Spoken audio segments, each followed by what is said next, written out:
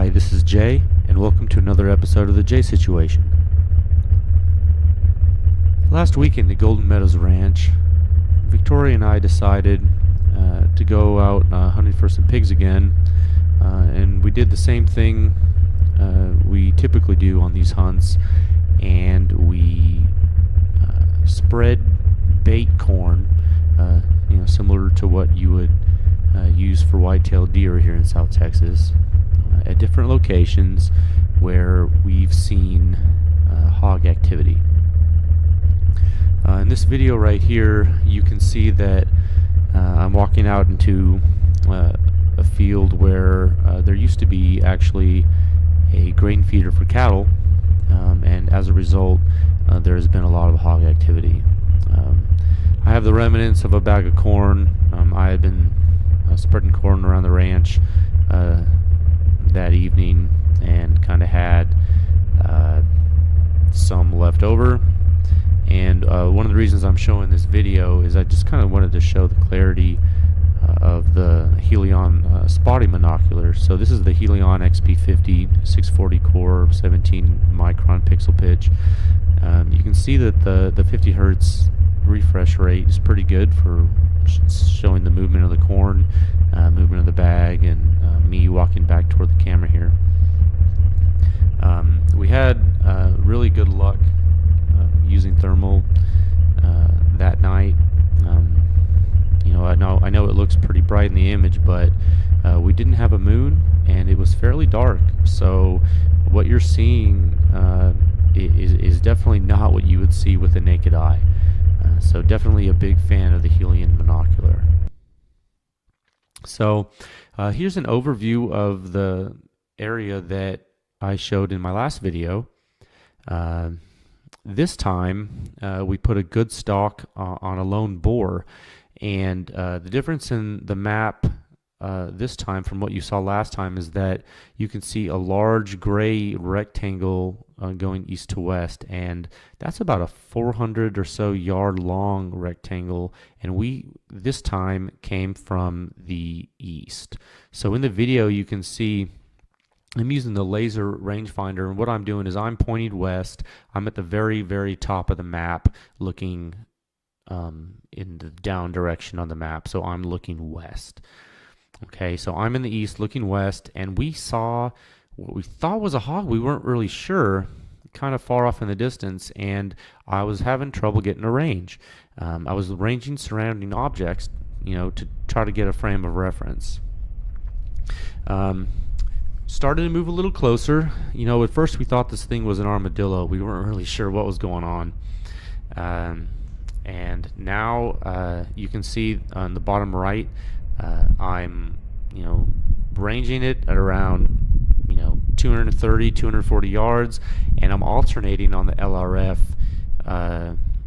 between the picture-in-picture viewfinder and moving the screen up to use the reticle for the laser rangefinder to get a good range on it.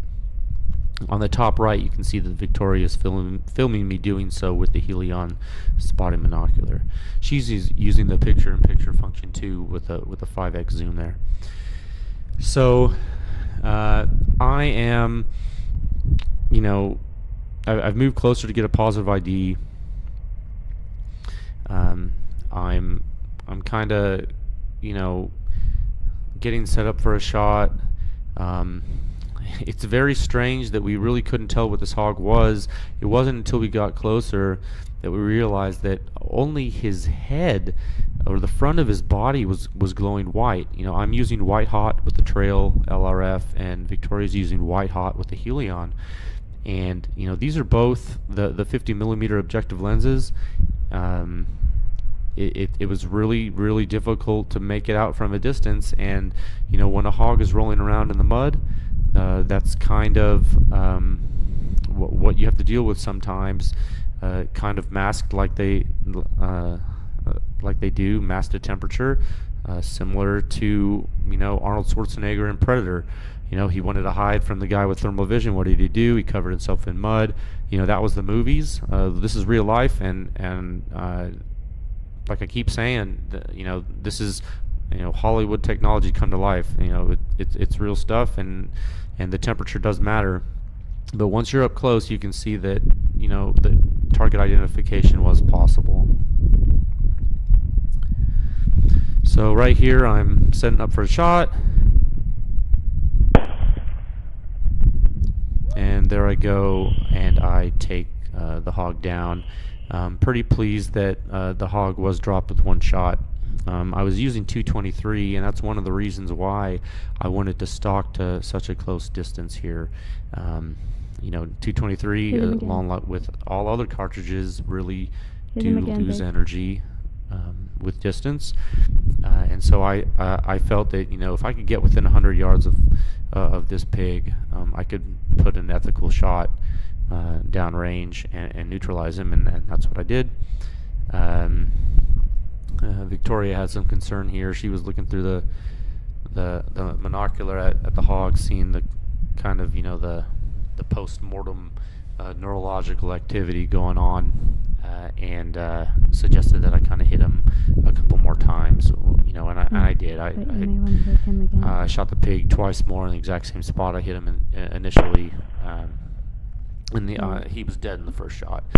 Sometimes, when you shoot these pigs in the neck, like I did, their spine gets impacted. Their nervous system kind of lets them shake do the stinky leg a little bit. So that's kind of what went. All right, we just took down this lone boar. We put a pretty good stalk on it, actually. Not a lot of wind tonight. Wind was in our favor in the direction we approached, but because it's not blowing super strong, it was kind of quiet. It just now started to pick up. Kind of wish we would have had the stronger wind earlier. We were having a couple of problems identifying this hog. We are using the Helion XP50, which I'm filming through right now, and also the Trail LRF XP50, the prototype unit from Pulsar.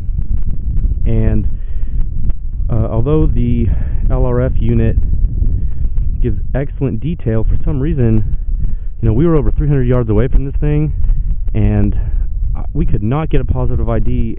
And as we approached it, we can now figure out why. This pig is covered in mud. And so if you ever seen the movie Predator with Arnold Schwarzenegger, he covers himself up with that mud to hide from the thermal imagery of the Predator. That's kind of the situation we had here. And so I'm going to circle this pig, see if I can get to the other side of him here. Got to get close up for a moment. We're in a kind of a sendero sort of thing between a cattle pen and a brush line. You can see I'm on white hot, so you can see how many things are glowing on this pig, and it's not a lot. And when he was rooting down in the grass, we couldn't really see him. So I stocked up from 300 yards out all the way to within around 100 yards just to get a really good ID. And when I was 100% certain, I believe I shot him in the neck. He dropped with one shot, so that was pretty good. He was shaking a little bit, and Victoria got a little restless, so I plugged him again, and probably 2 more times. But we're going to check this out and document it a little better.